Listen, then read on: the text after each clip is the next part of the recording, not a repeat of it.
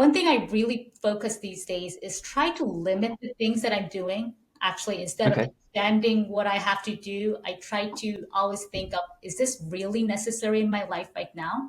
So, Yeah. in that sense, I start by approaching that get stuff done by prioritizing.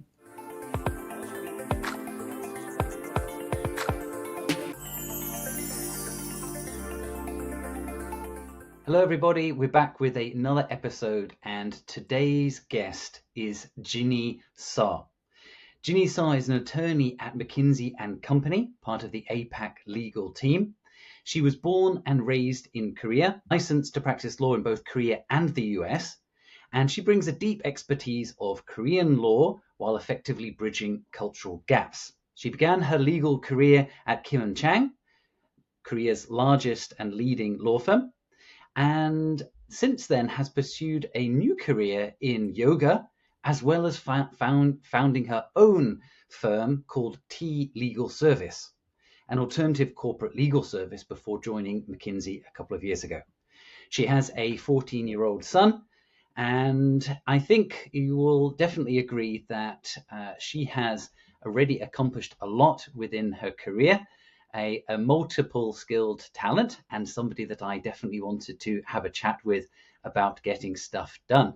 So, Jinny, thanks so much for being a guest today. Thank you. Thank you for having me, and thank you for that wonderful introduction. Before we begin, I have to do this short disclaimer. Anything I say today is solely my personal views and should not be attributed to any of the companies that I have been associated with in the past or in the present. And now we can start.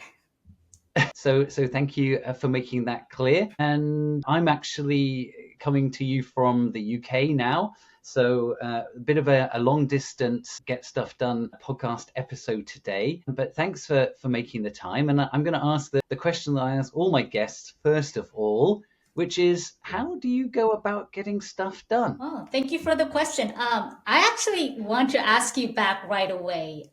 How Okay. do you define getting stuff done? What does that stuff means here? Because that stuff can Sure. mean a million of things. Absolutely. So for me, I think, this is not about only the context of work and just what we have to do, but it's really the balance of everything that we have to do and how we approach that. I think that a lot of people feel that their work is their life, and I rather try to advocate that people can do what they love, and therefore then their work doesn't necessarily feel like work. I think that I'd like to touch both the way in which we cover all elements of our life, so the personal and professional balance of that, but also when it comes to being like effective with regards to others. I think there's the personal aspect of getting stuff done, which is our own way of doing that, our own approach. But I think even more powerful is, how do we get more done by supporting others, facilitating others, empowering others? And so I think that's, in the context of this podcast, a very interesting area that we've talked about a lot with previous guests, is how is it that you get more done through broadening the capacity of others? And that can be in the most kind of direct sense of our nearest and dearest family members and children, trying to get out the house with kids, through to managing large teams in the workplace. So, broad in one sense, but I'd love to get a sense of what your personal kind of methodology is for being able to kind of get through the day and get everything that you have to do done. First of all, based on your explanation, it really feels like getting stuff done here means like how you live your life, like your whole life, school life, work life, love life, family life, just how you get through life.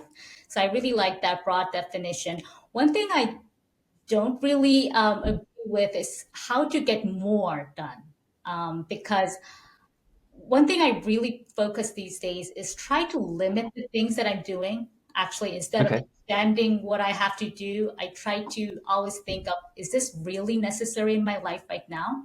So Yeah. in that sense, I start by approaching that get stuff done by prioritizing really. And when you think of prioritizing, there are like so many things that you should do and people say you have to do, like the work requirements, and you have to stay on up to like on top of everything, and you have to understand the new laws and take care of your kids and everything, and you have to do this as a good mom, and as a good wife. So and then like you just end up feel Yeah.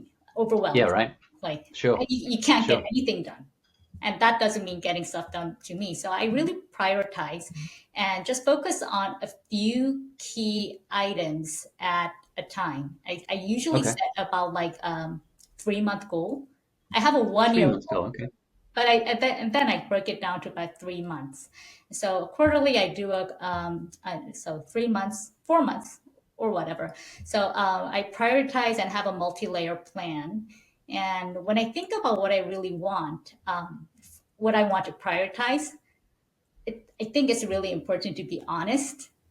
You know, honest to yourself, because so many people say grand things and you should do this, you should do that, and like social justice and whatever, but really, what do I want? Mm-hmm. So, Mm-hmm.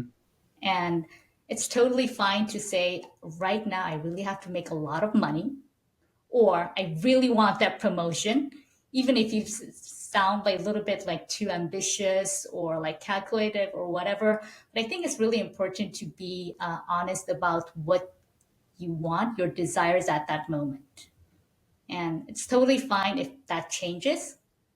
I'm talking in this way because I've made a lot of changes in my mind. If you Mm-hmm. just as you explained my career trajectory, I stayed in big law for 10 years, and then I left and I pursued a completely different path out of passion, and then I came back to law. So I had to explain a lot of why I made those changes to people, and then Mm-hmm.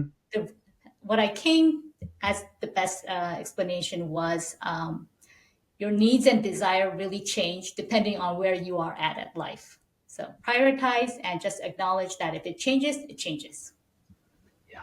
I think that's a really key point, and I think definitely we get hit by a lot of external expectations which are maybe associated with our position, our job title.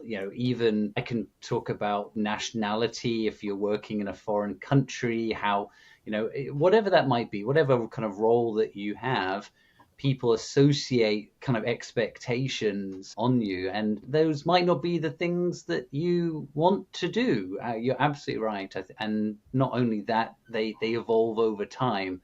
And I do think you're right to say that if we can be aware of that change, sometimes those changes come quickly, sometimes they just evolve very slowly over time, then definitely we can continue to keep doing what we want to do. That will obviously definitely make us all happier in the long run, I think.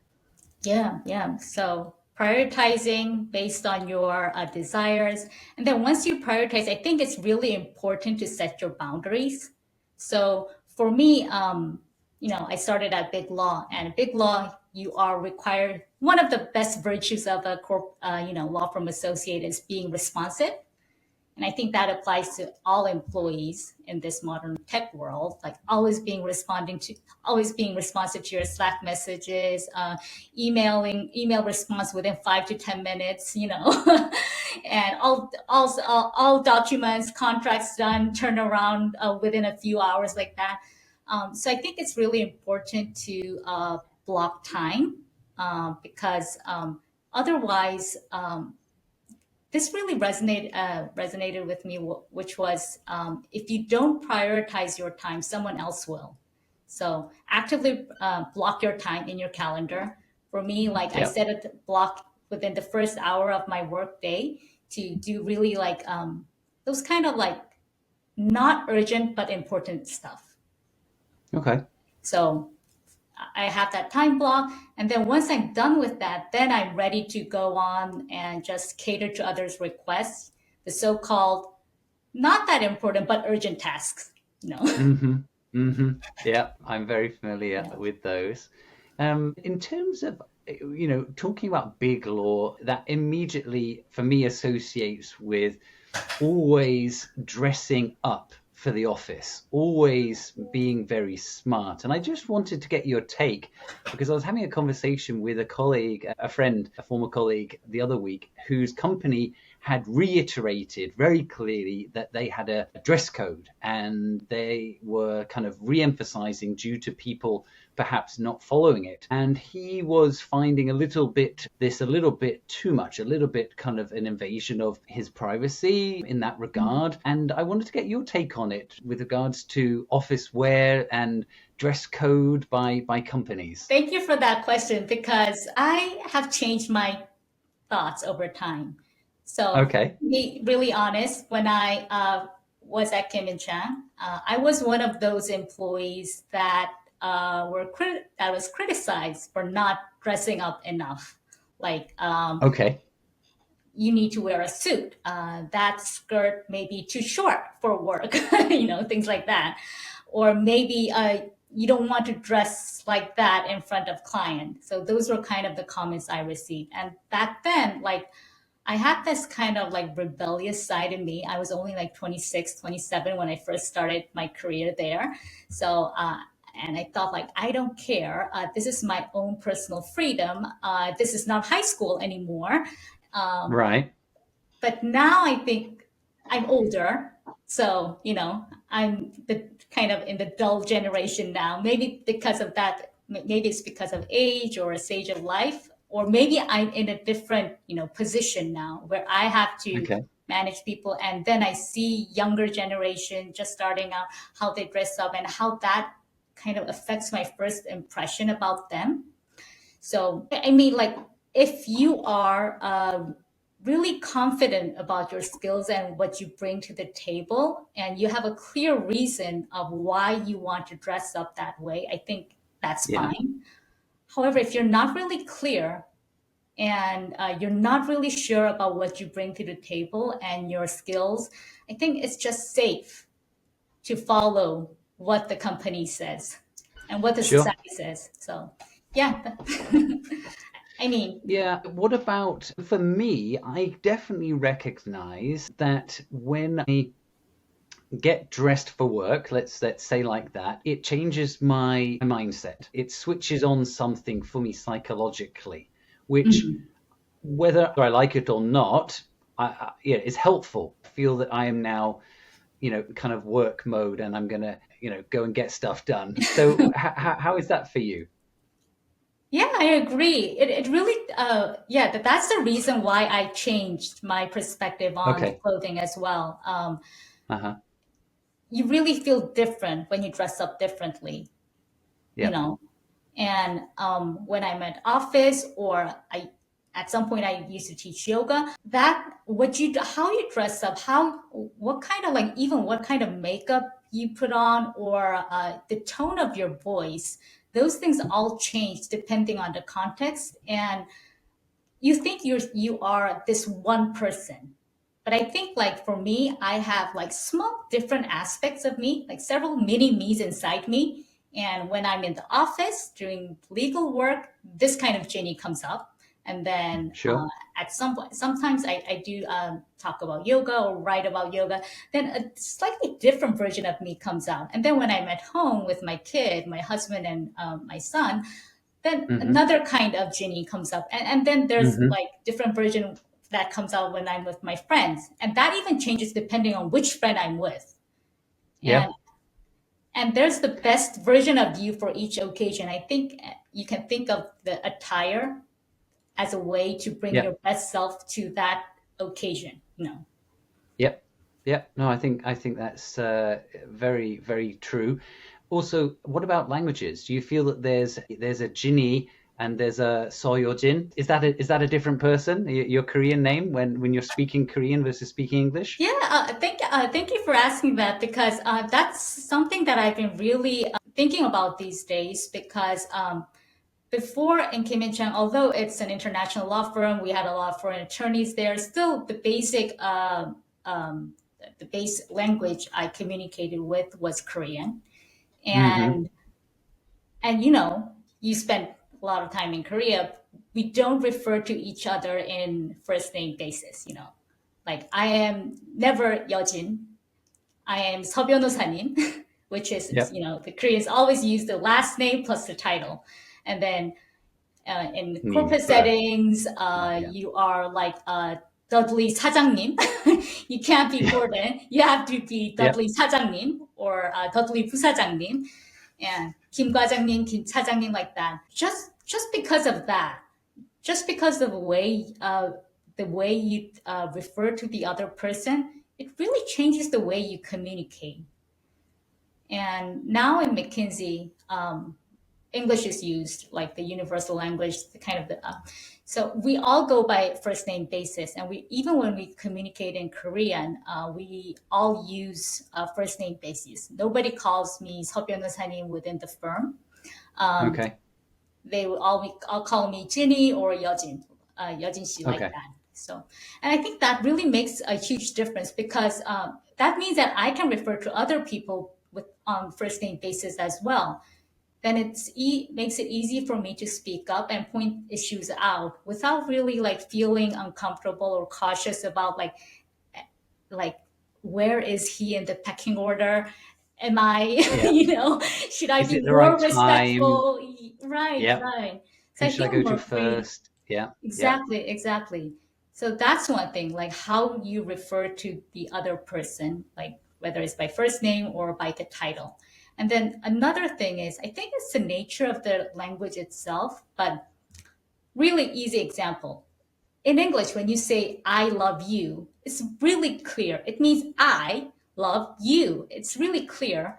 But when Yeah. you say it in Korean, it'll be very awkward to say, Yeah. nobody really says that. When someone really No. loves you, they will say, just 사랑해, you know. Yes. It means just love, you know.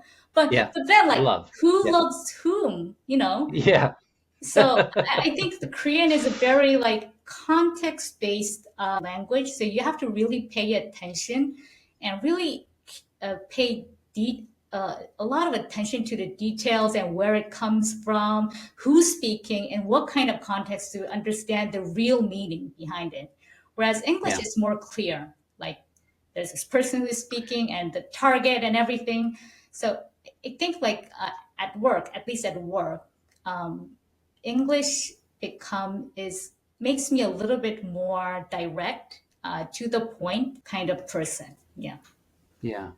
Yeah, and there's the other example from, I think, Malcolm Gladwell's Outliers book, The History of Korean Air, where in the cockpit of the Korean Air, there were difficulties for the junior co-pilots and navigators to let the head pilot know that there was an issue or a problem, or just providing information. And there were, of course, some very famous and unfortunate accidents, and they actually changed the language to English within the cockpit across all of Korean Air, and that immediately made the communication more direct, more timely, and took away the feeling from the junior pilots navigators that perhaps they should withhold certain information, right? And so that was also a very interesting direct tangible example of direct versus indirect communication. Yeah. By the way, I read that book too, and I use that example in as a different piece I wrote for the McKinsey blog as well. But anyway, yeah, I love that book, and I totally agree with everything that he explained in that book, and especially in that section about the Korean language. It's beautiful. Like it really creates this strong bonding, easier to bond with the other person. But if you're tired, and there's so many things going on, it's really difficult to understand what's exactly the issue here. Yes. Yes. Yeah. Exactly. And I think it's when we come back to the different personality, it's almost very difficult to not be a different or be perceived differently when speaking a different language. I think even people that speak multiple languages at a native or near native level, they still carry quite significant differences in how they are perceived and how they come across, because it is in those ever so slight different nuances, whether from tone or timing, all those little elements that come into it. And it's for me in my business RDI that I ran for 8 years, was immediately clear that if I communicate in Korean with clients, then all of a sudden they are up here and I am down here as a Cup service and provider. 은. And Yes, cup 은. exactly. And that's not really going to help me to be a trusted advisor, equal terms where they're really ready to listen and maybe make some changes. And so I made a clear decision that within the business I'll speak English, and stick to English, as much as possible. Now that was to the detriment of my Korean language acquisition in the last 8 years. But no, that was a clear decision that I had to make. Tell me, Jinny, you also decided to set up your own company and establish your own service. What led to that, and how did you adapt to that kind of change? So I have to set the background here. I didn't leave a big law to set up my own business. I Okay. first left a big law, Kim In Chang, because at that time, to be honest, I thought I hate being a lawyer. I don't want to be a lawyer anymore. I want to pursue something completely different, even if this doesn't work out. So I just immersed myself in yoga, practicing and teaching for 2 years, and I built up a sort of like not that successful, I would say, but at least I reached a milestone that I set for myself when I first started out. And through that process, what I learned was even if you do what you love, you still can get burned out. So I was feeling a little bit burned out after those 2 years, but I didn't really want to go back to the corporate world. But I really wanted to find this way. How can I kind of tip my toes back into the water again? And the best way was to start my own business. But then I didn't want to kind of like practice law in a way that I have to like meet so many clients and listen to their divorce stories and like how to get my money back. Like those weren't things because it's very time consuming. And I didn't want to spend too much time. So what I Hmm. thought was, what would be the easiest way for me to dip my toes back in at like by working at a time that is convenient for me without going to a specific place. That's where I came from when I first started T Legal Service. So T Legal Service originally, I thought this is an alternative legal service, and I'm going to have two business departments. One is Okay.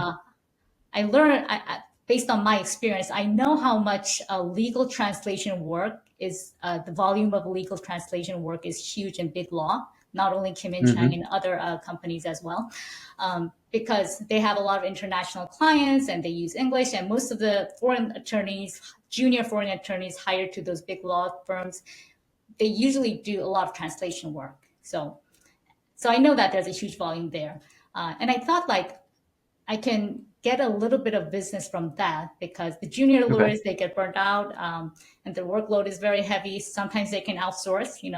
So I thought Hmm. with one division I can get a little bit of work from there. And then another thing was I knew a few like venture capitals in the U.S. that were looking Hmm. to invest in Korean startups, and they couldn't speak Korean, so but for them to hire an English speaking lawyer who has the Korean law expertise, then they had to go to big law, but they didn't have the money for that.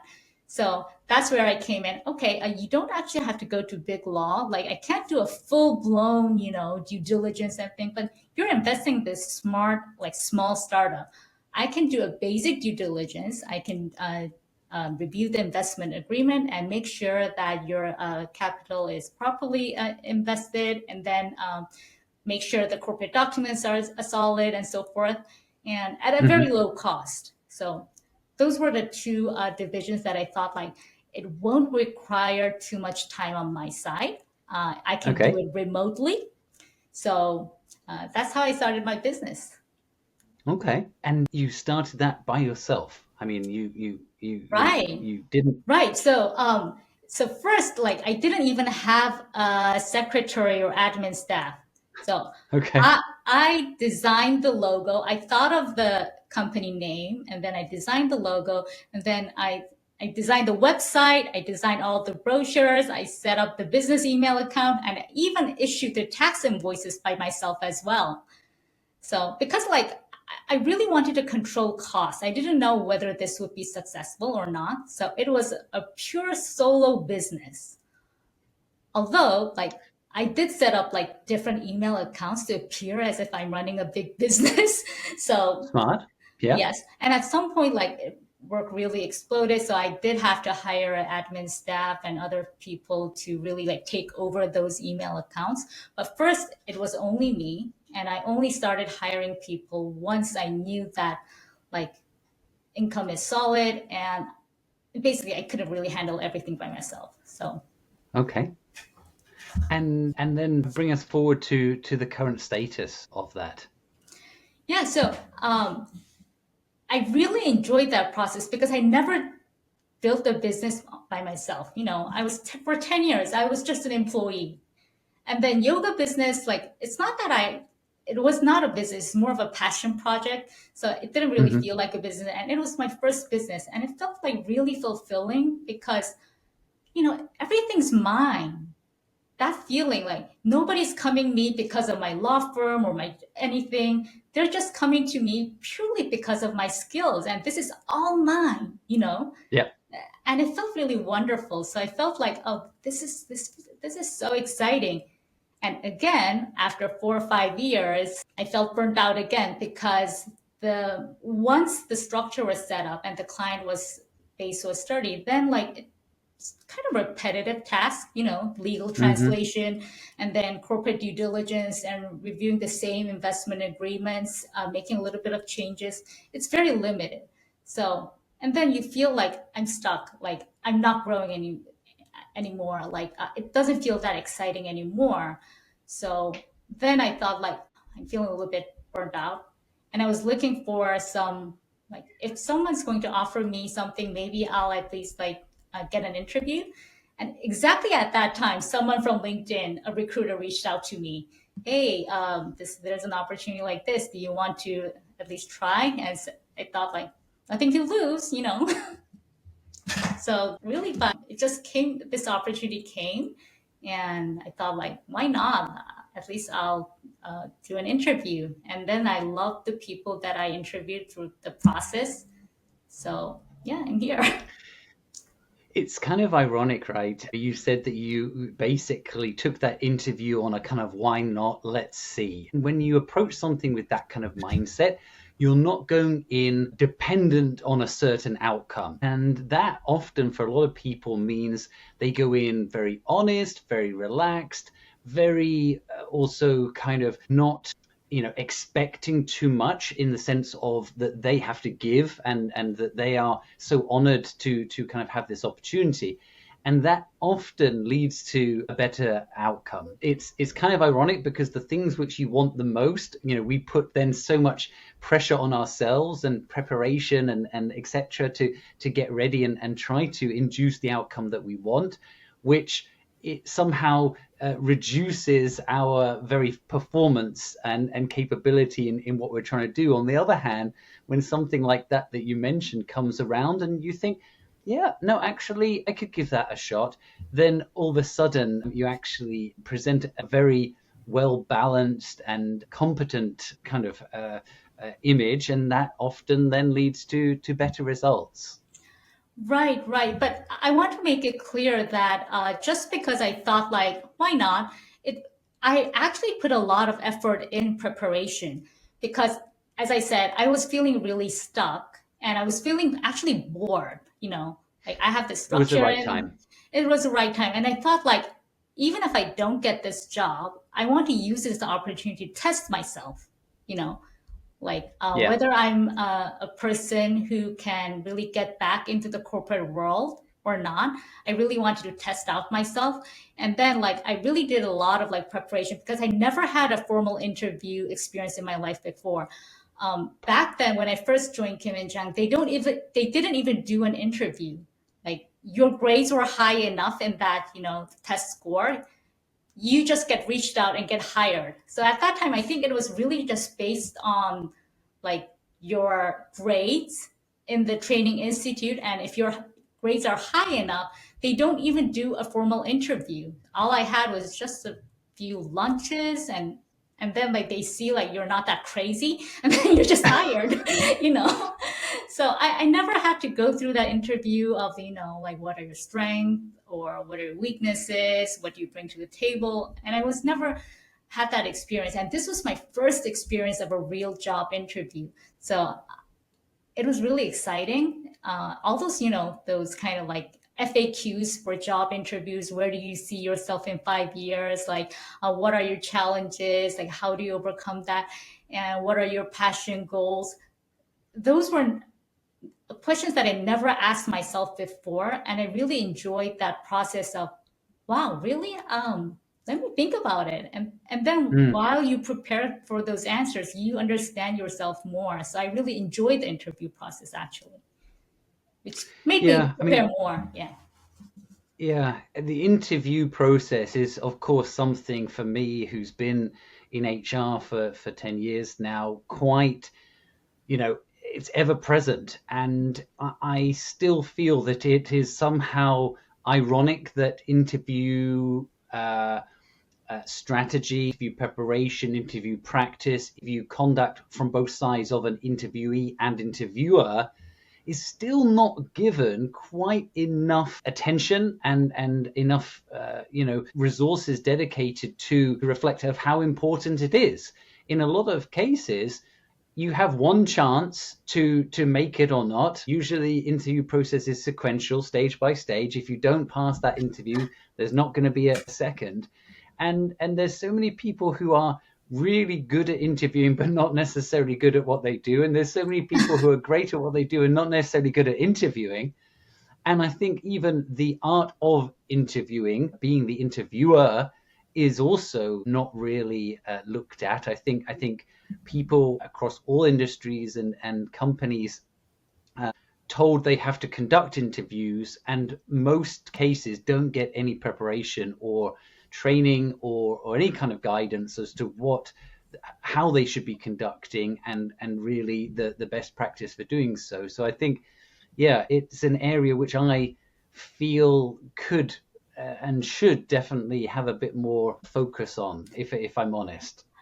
Yeah, yeah, definitely. And I think like, well, it's really based on depends on the individual, but don't you think like most Asian Korean people, they are not very good at interviewing, either as interviewer or interviewee, compared to what they actually have in skills in their toolbox. I think maybe like it's because of the way we were educated. We like wrote memory tests instead of like you're not encouraged to speak up in class or ask questions. Maybe it's because of the education. But what I felt was like the so-called Western people in the Western country culture, they are better at advocating for their strengths and what they bring to the table, their values and what they can do. Whereas people in Korea, they kind of think they value like this kind of like being modest and being Humility. humility too much. So that kind of, yeah. I just want to like ask you Yeah. what your view, because you probably have seen a lot of like examples. No, for sure, for sure, and I think that's also in one sense also another weakness of the interview process, because these two very different cultural perspectives kind of hit head on. I hear from a lot of Western company management based in Korea that they have some really talented people who are really effective in the Korean context. They are Korea's A-star, top level performers. They want to provide them with bigger opportunities, global opportunities, training programs, high potential management programs, all of these extra benefits which global companies can offer. And they consistently fail to get their top Korean staff accepted onto these internal programs Mm. because they come up into group interviews, they come up into assessment centers where, especially if they're looking for future leaders, these particular traits are really prized, and they don't meet the mark, and so it's a real struggle for them. And I also do see, when it comes to any kind of group interview, that where essentially presence is a significant, it's almost like the MBA participation grade, right?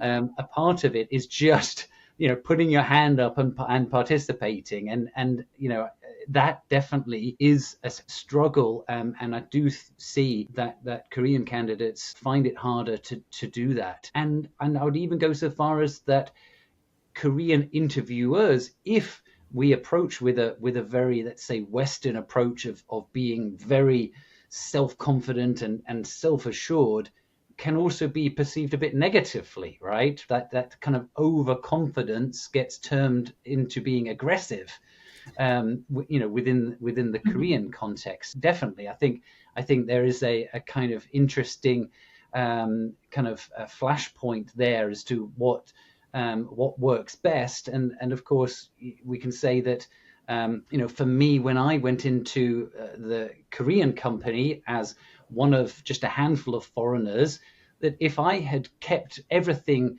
in the way that I used to do and not changed, then I would have absolutely failed. And there were other foreign employees who were not so adaptable. They stuck to Mm. their own way and very rapidly were no longer part of the organization, because that was a Korean context, and we had to do things in the Korean way of doing business.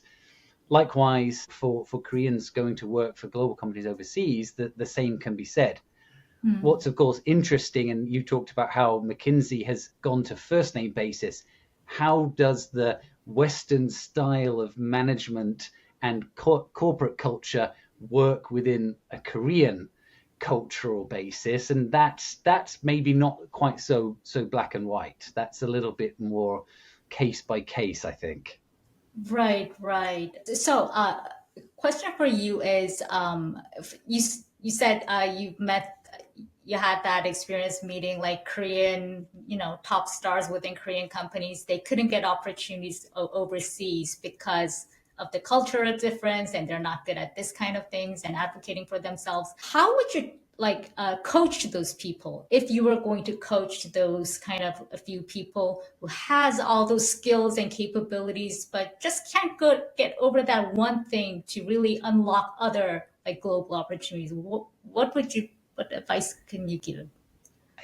So it's a very interesting question, because I have tried to explain to candidates who are going to be having an interview in English with someone based overseas how they should better present themselves in interview. And it's a very fine line between confidence and self-assuredness versus, let's say, arrogance and boasting. I think it can very easily, if we talk about, no, you need to be more confident in what you've done. You need to really tell them what your achievements are. That often can easily turn into, I'm the best, I've done this and this and this. And that's not the ideal way. So it is something that takes quite a bit of finesse to get right. I think that, the first thing I would always start with is saying, be ready to ask questions. Approach this not as a one-way thing. They have invited you to this program, that you have been selected as a Mm. high performer. You've earned that place. You've earned that spot. And this is not now a one-way thing where you're kind of putting yourself out there to get selected. This is a two-way thing, Mm. and so therefore you need to also show that you are curious and have questions about what you're going to get out of it, as much as what they are going to get out of it. I think that's a good way to kind of approach the mindset, because I think the starting point is, I'm so honored to be given the opportunity to have this conversation with you, is already starting, is putting yourself in that lower kind of Mm. position. Whereas I think if you start with a more of an equal kind of mindset, then you'll probably present yourself better. I think also the key is always, I think, is to have examples Mm. of what you've done. And I think like you explained about your first interview, or not, there was no interview because it was based on spec, on resume, on just results. Whereas I think for any type of interview in the Western context, you've always got to provide examples, sometimes more than one, and that's an example with a result, right? And so you're showing that it's not, and so I think a lot of Korean resumes reflect that it's about what they had to do, what they were responsible for, rather than what it is they achieved. And I think being a little bit more achievement oriented and thinking about the value that you have brought and how you changed that result, I think is also a very good way to approach things. Yeah, those would be a couple of ways that I would help people to prepare. Yeah, I think those are really great points. And while you were explaining those points, what came to me, my mind was it almost like feels like those qualities could be lacking in those Korean candidates because of the language as well.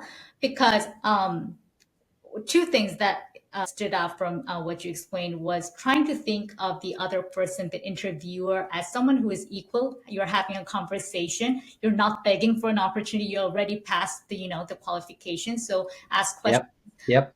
Yep. Again, Korean language has a clear hierarchy, and clear hierarchy is just baked into our personalities. So I think it's really difficult to like break out that barrier of like thinking of as equals. We're having a conversation. And another thing is, you said like instead of just listing out your like a graduate from this school, from which grade, really having your achievements. And I think that comes to the language thing as well. I read about this somewhere. Like someone was complaining, one of my Korean friends were complaining, like Americans are so talkative, like for example, like this sandwich, is it good? Like Koreans would respond, yeah, it's delicious, it tastes good. But the people in the Western culture, they would say, "Oh, the bread is so soft, the lettuce was so like fresh, the tomatoes were so juicy, and the meat inside was, And they go on describing each detail of that sandwich, and then people are saying like they talk too much. But I think like because of the way they talk too much, it's easier for them to explain their achievements with the good storytelling in detail. So, and again, it brings me like they're very difficult to suddenly pick up those qualities Yeah. once you are an adult. Even if I know those things, like I should be better at storytelling and whatever, but it really doesn't come to me naturally. Yeah, definitely. It's these kind of skills which are, they are needed for whatever job, whatever industry, whatever level. Not just people who are changing their job. It can come in use in almost every day. And it of course will be interesting to see how it evolves over time. I mean, of course, there's famous case of Korean companies trying to move to English names, and then within a year backtracking, circling back, and just getting rid of it because it was too difficult for them. And but then of course also changing cultural norms. So, when we talk about generational difference as to how that will evolve. So yeah, the one thing it is certain is that it will continue to change. I think for me, transitioning back after 14 years to the UK, I will also see some changes that have come about in the UK. I don't know what they are yet, right? Because I've yet to discover them. But I'm also very curious and excited to join an organization which has their own cultural norms and being a part of that, joining a new tribe, if you will. So I'm very much looking forward to that. In terms of the ability to help others to get stuff done, to essentially what you need to do then you have team members who have objectives. How would you describe your kind of leadership style when it comes to helping others achieve their objectives? First of all, I like the way you frame leadership, getting others to get stuff done. I think that makes it easier to share my thoughts because honestly, I used to and still kind of label myself as someone who does not have that leadership quality. I think it's because I never had that experience of leading a large team. And even if though had my own business, it was a very small team. Like even after we grew, it was only about 4 people. And still, I prefer to work in a very small, lean, agile team instead of like, big, large organizations.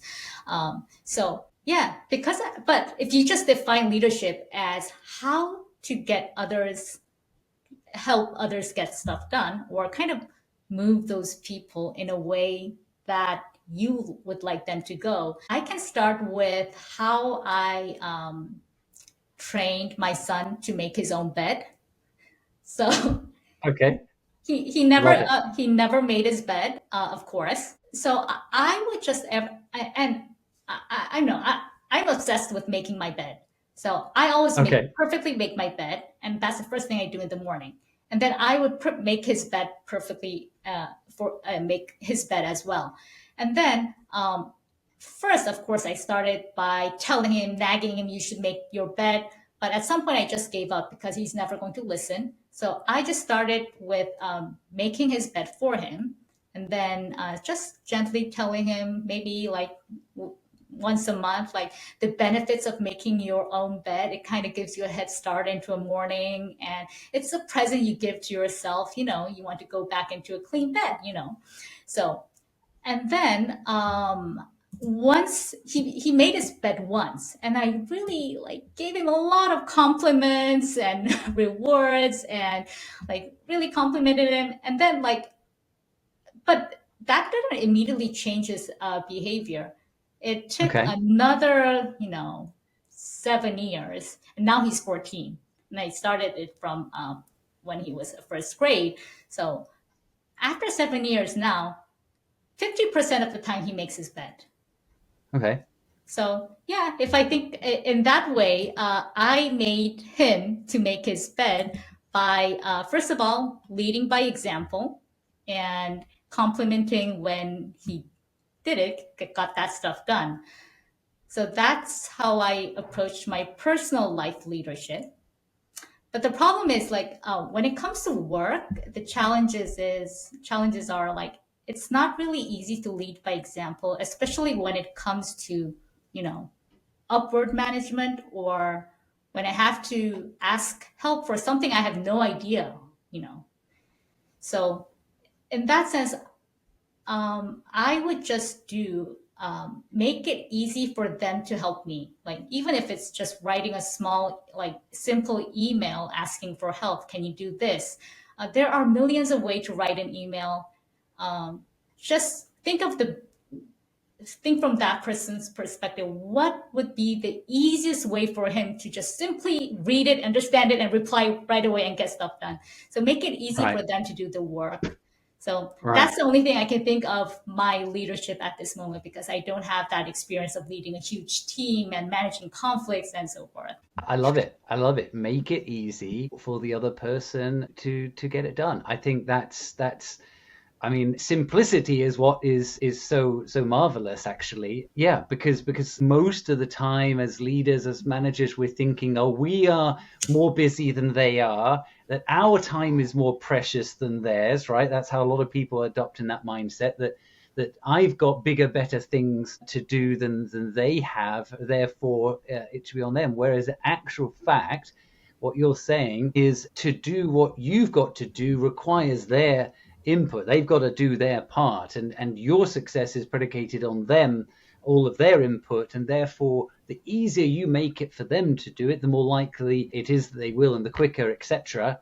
That no, I think that's a great perspective, and I'm glad that you used the make the bed example, because there is that very famous commencement speech from the US. I don't know, it was a famous university by a very senior I think, Navy colonel or admiral. And his advice in the commencement speech was start the day by making your bed, because it's a 2 second thing. Or maybe you take longer because you said you have to make it perfectly, but it's a small, quick thing 30 to get seconds. done. 30 seconds, okay, still quick, and you've already accomplished something. So you Yeah. can already get on with your day because you have already got something done. And that was one of his advice also, that making your bed is a very good way to put yourself in the right mindset. So yeah, no, I think that's a really great example. Yeah, yeah, it gives you momentum to start your day with a lot of energy.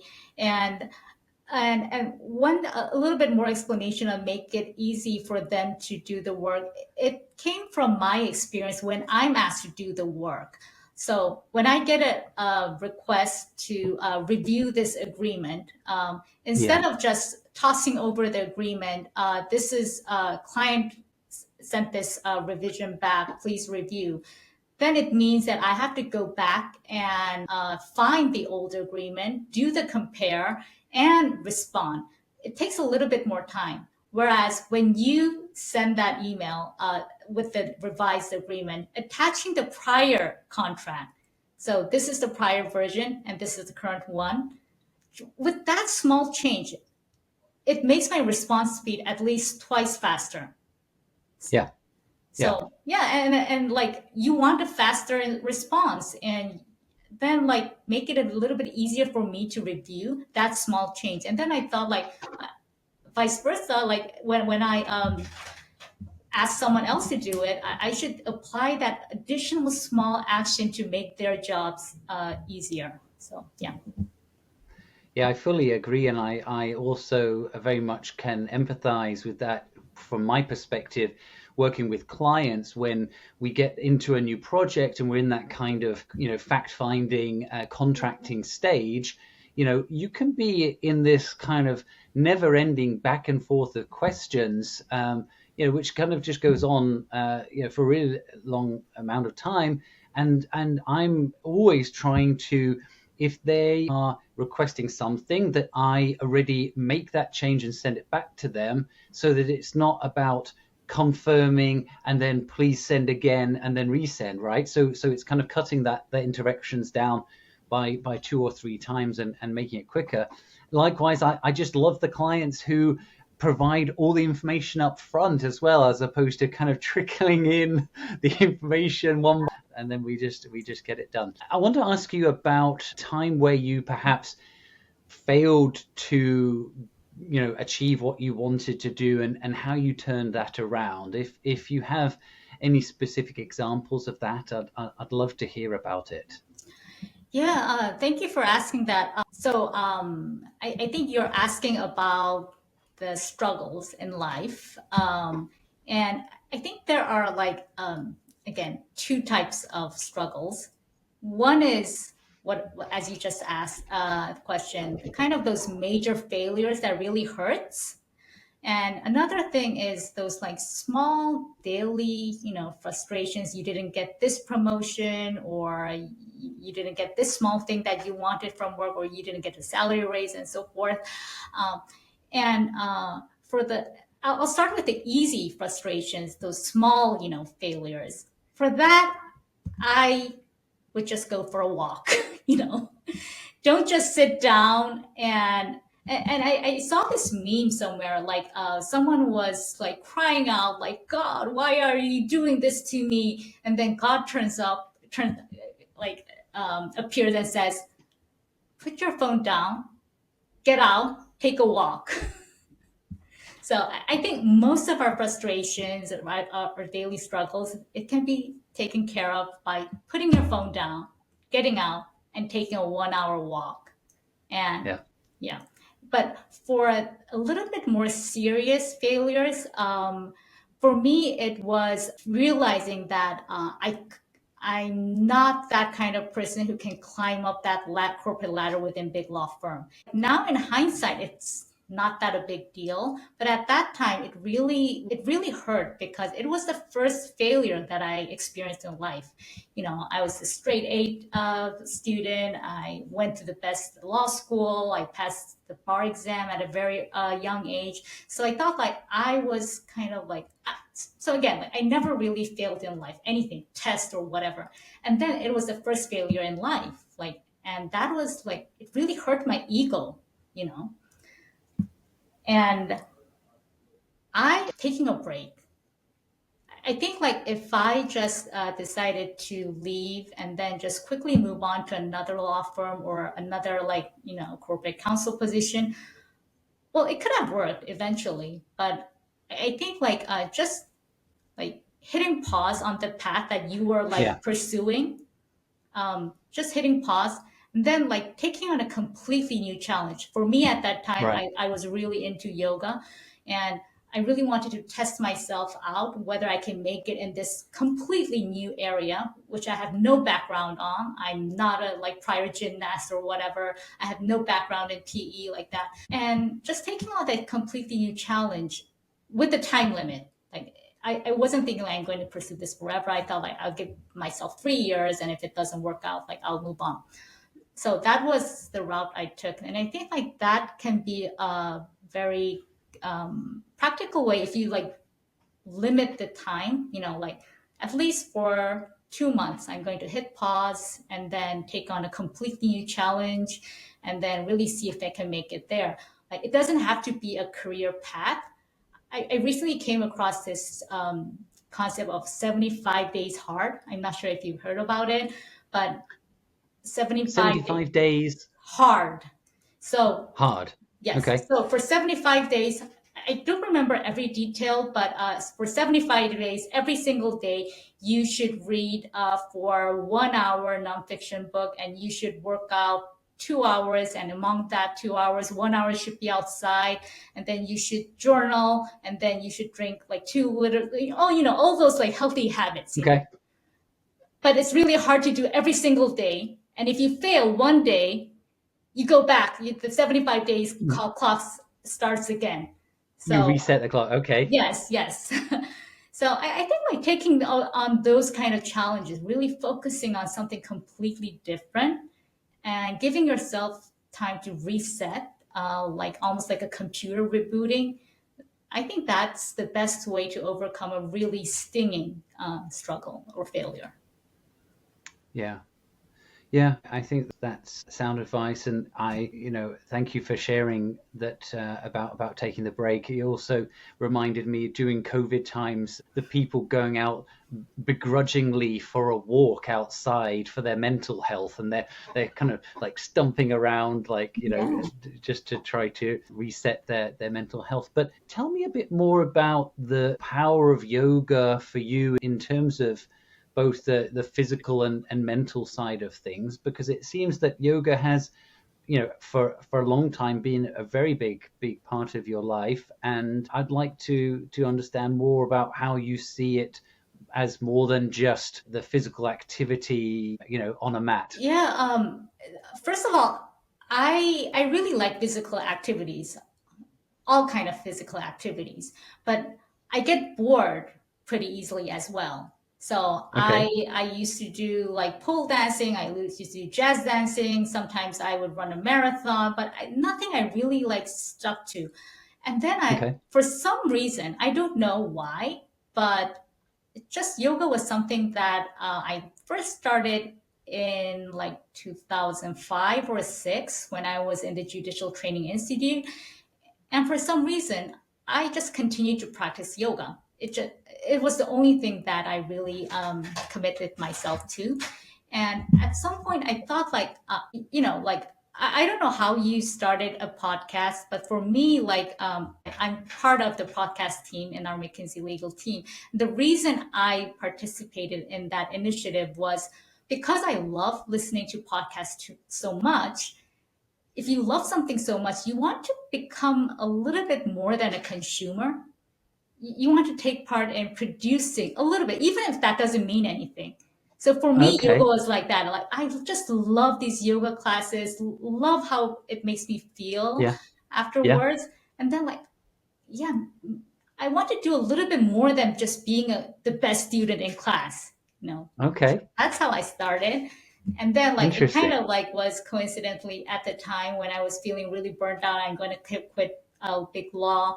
And at that time, I really needed a challenge. And I thought like, this is it. Like, I'm going to immerse myself in yoga and see where it goes. Oh, that's interesting. I mean, to answer your question about how I started the podcast, I'm not actually a big podcast fan Oh. myself. I'm not an avid listener or viewer of many podcasts, but what I did know is that I wanted to have a space to be able to have conversations with people in my network Mm. to enable them to kind of share their insights, and wanted it to be something that I could kind of keep doing. And so I felt that, a lot of social media now is so heavily produced that Mhm. it's really difficult to just make content now, right? The kind of the barrier entries have kind of gone up.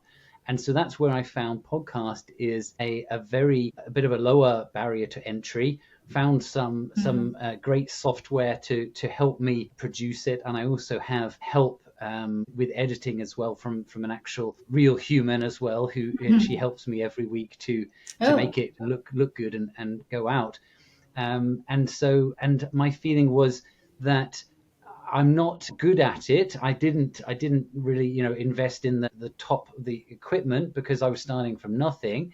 But I thought I'll get started on it, and I'll get going. Once I'm going, then it will become easier, and then I'll become better at it, and then I'll enjoy it more, and so then it will become easier, right? It's that kind of Yeah. virtuous cycle that I also see in my kids when they're picking up an instrument to start. And at first, it's such a trial to do the practice, but once they've got past a point where they can actually play something, then there's that feeling of that it is easier, and Mhm. then it becomes more enjoyable, and so on and so forth. So kind of an element of that, which is also what I'm trying to spread as a kind of tenet of the Get Stuff Done project. Also, is that don't hesitate to start something because you think you've got to do it perfectly.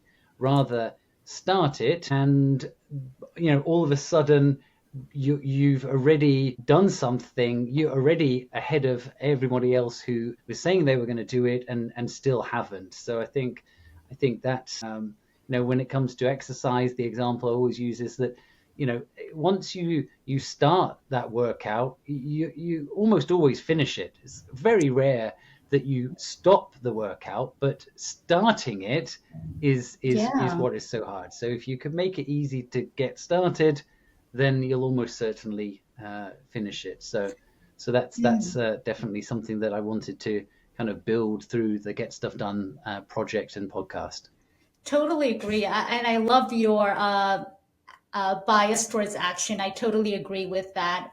Just thinking in your head, it doesn't really make sense. You have to take those small actions, whatever small, and it's okay if it's imperfect. Actually, it's better. Like, starting with a small audience, then you don't have to be too embarrassed, even if you make a stupid mistake. And the fact, if you look back after 100 episodes and look back and cringe at your first or second episode, it means that you're better. So you should just be proud of Yeah. yourself. Yeah. Yeah, that's absolutely right. And I think even just verbalizing something is already getting started, right? Mhm. People say they're gonna, let's say, to do a marathon, to use an example. They say they're going to do a marathon, and if they tell that to somebody, then that person all of a sudden next month is, oh hey, this marathon's coming up next month, shall we sign up? All of a sudden you've signed up and you're doing it, right? So I think that's also for me. I got more intensely into working out in the last year, and it hit me because now I've been doing it almost daily, and even going to kind of races and competitions. People in my kind of network and circle recognize that it's now the thing that I do, and Yeah. just going places, they see a gym and they say, hey, oh Gordon, you can get your workout in.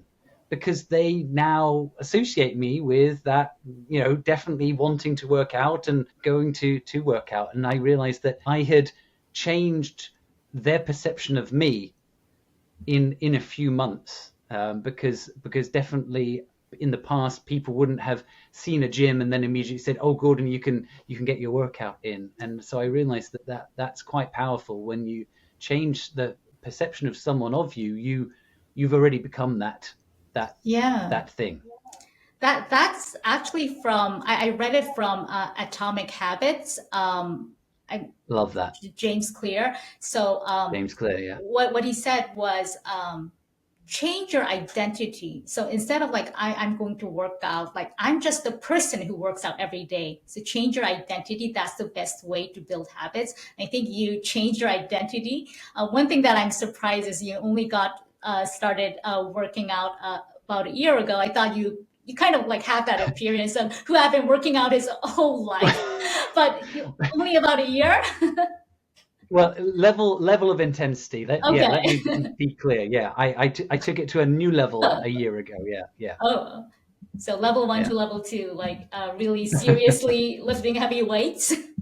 Yeah, just F45 was something that I was doing, and I was doing it at a level where I was not actually seeing any results. And I and Mm, I had done it for a significant amount of time without seeing any results, and I was a bit frustrated about that. And I just realized that the sheer intensity of which I was doing it was the literally I was doing it. I had already done a lot and not really achieved much, and only just by increasing a little bit more became the beginning of achieving a lot more.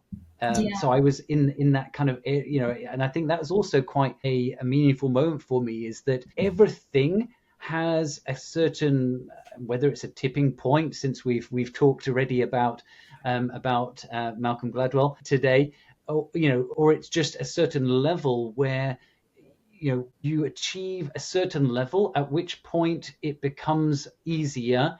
And maybe it's the change of identity that you mentioned. Maybe it's a certain, maybe it's 10,000 hours. If we talk about again Malcolm Gladwell again, right? Maybe it's the 10,000 hours hmm, kind of effect, where you get to that point where all of a sudden it's second nature. The habit has been formed, and from then on it's easier. It's something that I continue to be aware of. Although having professional experience now of 18 years, you still, in one sense, you're still always at day one in terms of learning new things and continuously working towards those things. There, in that sense, there's not an accumulated knowledge of how to do things that experience builds. But the tenacity to keep doing things and then trying new things is forever new. So I think staying fresh in that aspect is a forever challenge for all of us. yeah, agree. And I think it's really since use that workout analogy, I think it's really important to like intentionally set new goals and carry out that progressive overload, because I think like just if you like prepare home cooked meals for 20 years, you do cook the same dishes again and again, it doesn't make you the top chef, you know. You have to really like be intentional in building up your skills. Yeah, Otherwise, 20 years still you could be in the same place. Same as workout. yeah, Like of course, first a few months, if you just start working out, you will see progress. But at some time, if you just keep at that level, you're not going to see any progress. So you really have to commit yourself to the yeah, progressive overload in yeah. workouts and in work as well. I think that intentionality is a key element. A lot of people come to me on LinkedIn saying that they're looking for a job, they've applied for 200 things, they haven't had any replies, no interviews. What can they do? And they feel that they've done a lot, but Mm, actually they've not done anything effective. They've mm, applied very easily and quickly to 200 jobs, which are not right for them, in some way, shape, or form. And they're not looking for 200 jobs; they're looking for one. And so that's what I kind of tell them, like narrow down the number of things that you're applying for and apply for things intentionally, things that are a really good match, and all of a sudden your reply ratio is going to go dramatically up because you're applying for the right thing that you're likely to get a response on, rather than that random aspirational thing where you're not going to get a response on. So I think that's a very much a key point in many aspects of life. Yeah. Jinny, tell me, you said that you are also doing a podcast with McKinsey. Do you want to share a little bit about what it is and where? Thank you for asking that. McKinsey Legal is, it's an in-house legal team within McKinsey. And as far as I know, I don't think any in-house legal team has launched their own podcast so far. And we thought that yes, we can just limit our work scope to just reviewing more contracts and preparing more legal documents, but we really wanted to create this platform where we can be visible and share our own stories, and also highlight the stories of the people that we want to highlight. And and I think like that's one of the ways to build a thought partnership. And I really like what is written in your website. Like when you open RDI Worldwide website, it says like 80% of the professionals are not actively looking for a job, but they're open to consider a move if all things were right. So what your business focus on is getting authority. So when any opportunities comes, people would think of you. And I think like having that consistent content, whether it's written or spoken or whatever, producing some kind of content is the way to like build any kind of authority, thought partnership. And thought partnership is something that our in-house legal team really emphasizes on. Like we are not here to just draft documents for you. We want a thought partnership with the business Mm, people. So, and how do you build thought partnership? Start by creating contents with authority. So you come across as an authoritative, not authoritative, with us expertise, with someone with expertise. So that's yeah. why we started this podcast. So season one, Okay. we because it started last year. For season Uh-huh. one, we Gen AI was a huge hit at that time. So we thought of like innovation, creativity. And then for the second year, we switched over to colorful career paths of lawyers, because I think like Okay. when you think of career, it's not just career, it's how you live your life. And there are like so many opportunities out there in life. And I think like with that concept, we can really like amplify a lot of voices and stories we want to highlight that could really help for us to come across as a thought partnership to the business department. Yeah. So Yeah. it's Okay. you can find us on Apple Podcast, McKinsey Legal, and we don't have a lot of podcasts like yours because it's a corporate podcast. It's not that we can like freely like go on and casually record. We have to go through a lot of process, so we don't have a lot of content there, but it's there. And Okay. I and my team, we are committed to consistently invest on that. So at some point, maybe we have the similar level of audience and content as yours. Great. Well, I'm glad that you have that, and I fully agree with everything that you talked about in terms of building authority, and I think just putting stuff out there, which also makes me think about how you said, if you reflect back on how the start looks later on, and you laugh, then that really just means that you've improved. Now that's definitely the case. I think we're on to episode 36 now, and I definitely want to keep doing it.